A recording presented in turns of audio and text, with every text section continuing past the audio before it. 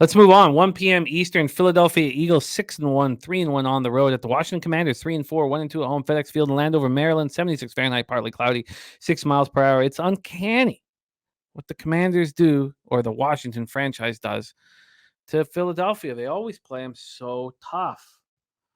Let's take a look at the line history here for this one. We'll go into the spread, sitting at 6.5 for Philadelphia, just to -114. This opened up at -106, and it actually went in the opposite direction. This 6.5 plus 6.5 for Washington. This was -127. There was a 21-cent move towards Washington at Pinnacle, and then it started going down, down, down. And now we're at plus money. So wild market move. So overall, we have 8 cents of movement towards the Philadelphia Eagles. And the total is sitting here at 43.5. This is juiced to the over. It opened up at 44.5. It's now at 43.5. Let's get over to the cash here for this one. We have, move over here. 81% of the tickets and 99% of cash on the under. 81 and 99. Then you have 73% of the tickets on the Eagles and 64% of the cash. So there are some bigger bets on the Commanders. 27% of tickets, 36% of the cash. Ron Crawford looking at the over, and Sky Dragon small bets on Washington and the under. So the Eagles come in off a dominant 31-17 victory at home over the Dolphins. 6 trips to the red zone while the Dolphins only had 1. Hurts played through a knee injury, 23 of 31, 279 yards, 2 touchdowns in the pick. Also ran 11 times for 21 yards and a touchdown, lost a fumble. A.J. Brown caught 10 for 137 and a touchdown. He's just such a monster. He's so big. He's so tough. You can't handle him. No one can handle him. Goddard caught 5 for 77 and a touchdown. DeAndre Swift ran 15 times for 62 yards, caught 3 for 13. Eagles were just 4 of 12 on third down. That's where they're the best in the league. They are first and third down offense. They convert first downs on third down 50.6% of the time. And they went 4 of 6 in the red zone, and that improves their numbers there. They are now ranked 23rd in touchdowns in the red zone, just 45.5% of their trips. It's surprising with the tush push that they wouldn't have better numbers down there. But they held the league's number 1 offense to 12 first downs and 244 total yards. They sacked Tua 4 times, hit him 6 times, and big play Slay had that massive pick. The Eagles' defense is better than what some of these numbers indicate. You know, they're ranked 22nd on third down defense and 25th in red zone defense. Look, I don't see that. I think they're much better than those numbers indicate. The Washington Commanders come in off their 4th loss in 5 games, 14-7 at the Giants. The offense looked awful, especially when it mattered most. 1 for 15 on third down. They're now ranked 24th also in red zone offense. They're not good, and they're not to be trusted. You know, they had 46 yards in the first half. Sam Howell was 22 of 42 for 249 yards in the pick. The offensive line was so bad. I mean, Sam Howell running for his life, 6 sacks, 12 quarterback hits. Chris Rodriguez Jr. had 7 carries for 31 yards. Terry McLaurin had 6 for 90. Logan Thomas caught 4 for 51 yards. They're also, the red zone. They're getting third down on third downs. They're converting first downs just 34.3% of the time. They cannot be trusted. Their defense allowed Tyrod Taylor to put up 279 yards passing. I mean, so and sorry, I gave that. Let me just correct this. I messed up here because I have red zone offense 24. It's their 20. So let me fix this. They're 24th in their third downs.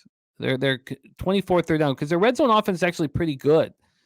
They get TDs on 61.9% of their opportunities, even though they were just 1 of 3 in the game against the Giants. So to correct that, my bad, I screwed that up. They're 24th in third downs, 34.3% of the time they're converting first downs.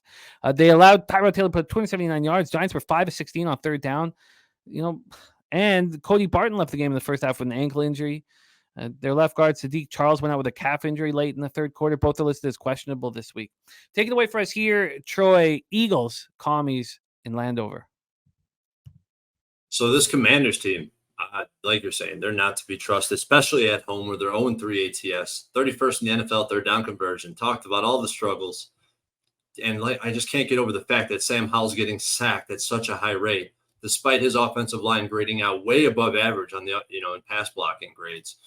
It just blows my mind. It just tells me that something's significantly wrong with one of 2 things. And I think it's a little bit of both. Sam Howell or Bieniemy in this offensive play scheme or just design in general. Not to mention, Howell sucks against any type of blitz or pressure. We know the Eagles' defensive front will be able to apply pressure. I know that historically the Commanders have played the Eagles great, but I think that at some point here, the Eagles are going to be able to put their foot down and cover this spread, no matter how big it may be. And defensively, I thought the Commanders would be better. They're just not. They're just middle of the pack in all the defensive metrics that I like to look at, and just not looking towards the Commanders at home. And the Eagles, I mean, they got me paid, right? I might have a little bit of a bias this week because I was so heavy on the Eagles. And if it weren't for that fluky pick six, the result would have looked a lot like Buffalo and Miami. I mean, I think that it would have been a complete blowout. I mean, this team has all the elements of a Super Bowl champion. I think that there's one way to play this team for me at this point. I'm not going to be looking to fade the Eagles, but I do have them on a teaser, and I'm teasing them with the Lions. Yeah. And two metrics on that because I pulled them, so I might as well give them. So if you bet road favorites in this 6 to 7 point range since 2012 on a teaser, you'd have a 1.6% profit, 1.6% ROI. It's not that great, but if you look in the division, that moves to an 80% hit rate. That's 5% ROI. I think the Eagles win this game pretty handily. You know, the problem is that the Eagles just looked so good. The Commanders just looked so bad. And the Commanders always play the Eagles tough. It's uncanny. They always play the Eagles tough. And I'm not going to move on the Eagles here. Honestly, it would be Commanders or no bet. And it's probably a perfect buy low spot for the Commanders.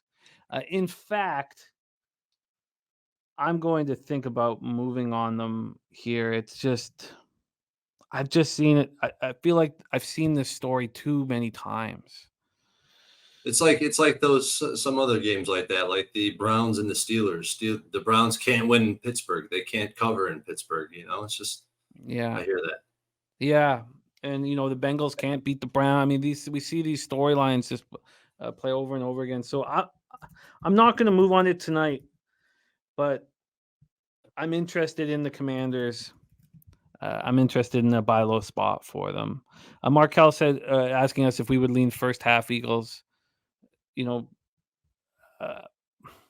no, I do. I think this is a buy low spot for the Commanders after the debacle. What do you think? Are you, interested in the Eagles early?